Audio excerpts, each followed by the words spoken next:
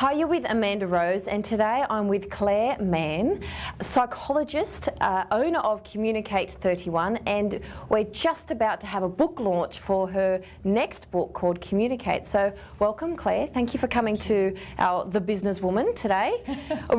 Being a businesswoman yourself, first thing I want to ask is, why do you specialise and why are you so passionate about communication? Well, I really believe that the quality of our communication equals the quality of our results. If you Good point. Absolutely. So in everything from the bedroom to the boardroom, we'll talk about that. the quality of how we speak to each other is instrumental in the results we get in our lives and in our businesses. Okay, so what do you find is the number one, you could say, not error, or maybe something that people do that you think, goodness, everyone seems to do this, it's the worst thing they could possibly do when they communicate with someone? Sure. It's probably what they don't do as much as what they do. Okay. The inability to say no and mean it and stick to your guns is almost impossible for some people. Yeah. So often people give in, they then resent the other person or they resent themselves.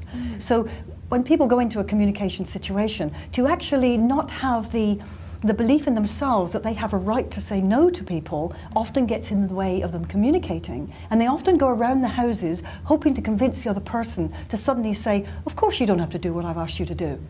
Right, so are the men or women worse at saying no?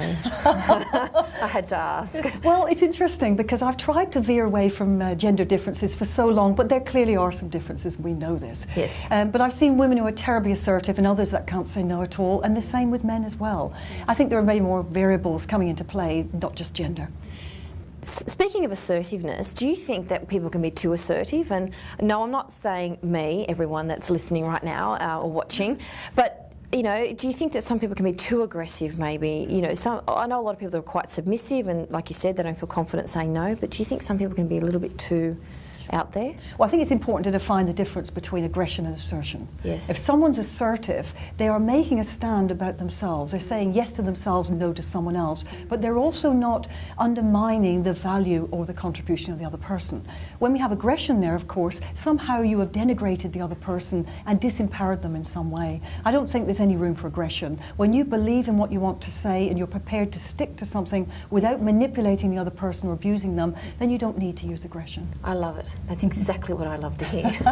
So why, I mean, obviously you've written multiple books, but why did you feel the need to write a book, Communicate? Obviously there's a need out there for people to learn common sense and basic strategies as well as probably more complex ones, but why did it come about?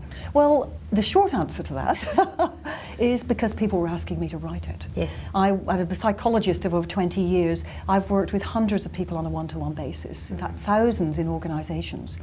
And they often wanted to go away and have other strategies or techniques or reading material that would enable them to build on the growth we'd started. And whilst there are wonderful books out on there in communication, there's wonderful things on personal development, visioning, strategies, positive thinking, I felt there was something missing. And I felt it was that gap that I wanted to fill.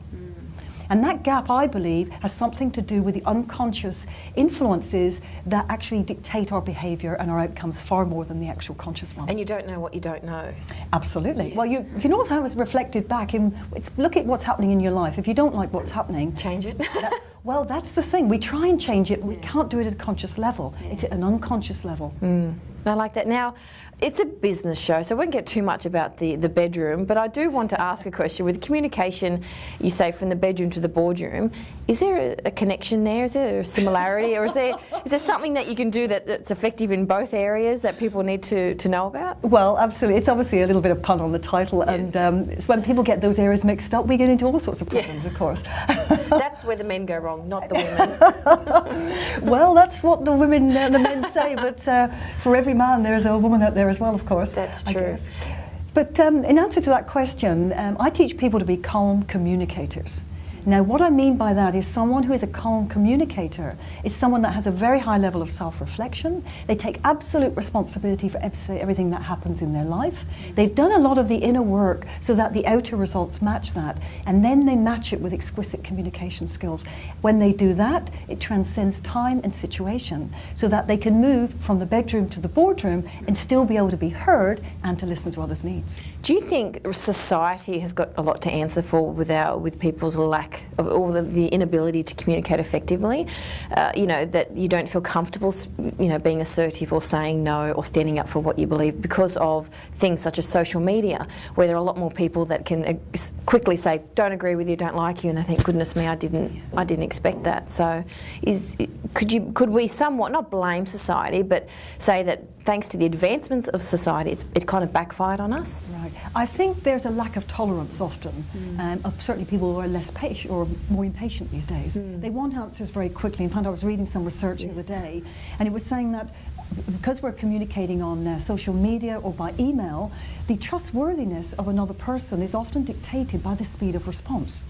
So Isn't that interesting? It is interesting. If you think about it, when you've gone to order something, if someone just comes back and say, I got your order, you'll wait for a week. But if you don't hear, you become impatient. I think the time is about 7 hours before people are on to the next person. Isn't it amazing? So this lack of tolerance is one thing. And I think there's a sort of, you know, no longer can we say something is in the post. But you know, we all have the same amount of time. And for this book, I've interviewed 35 chief executives or senior individuals. When they decided to give me their time, not one of them said, I'm too busy, or I've got a lot to do, we've only got a short amount of time. Once they decided to give me their time, they were all there for me. That's right. Which is a lesson for us all, of course, in the moment. Do you find that there are a particular type of, and obviously you work with businesses and individuals, that, you know, maybe the larger businesses and leaders in that, the larger business are less effective or more effective communicators than, say, your small business owner or your individual? Well, I think it varies enormously. If someone is not communicating well, it will be reflected in their results. And we hope there are measures in place, sometimes lack of sales, perhaps for the small business, or in an organisation, some systems that would pull people into line in some sort of way. But it really varies enormously. What would we call it a result? You know, obviously with a salesperson, it would be getting sales, but for someone who's not in business and they're just communicating, do the results change per person? Is it, do you have to articulate what you would see as a result first, or is it the same across, you know? I think when I'm talking about results, I'm talking about outcomes from your life. So it could be the quality of your relationships. Yes. It could be satisfaction that you feel you belong somewhere. It could be how much money you bring into your business. But you know, my definition of success, which I stole from the late Earl Nightingale, he said, success is the progressive realization of a worthy ideal. Wow. Now that to me is success. It's progressive, it's therefore you're... That's a very good point, it's progressive. You don't actually reach, you constantly evolve, and that's exciting too, because that means that you're not getting the deflation after reaching a goal. It's constantly changing, you're constantly succeeding or reaching them.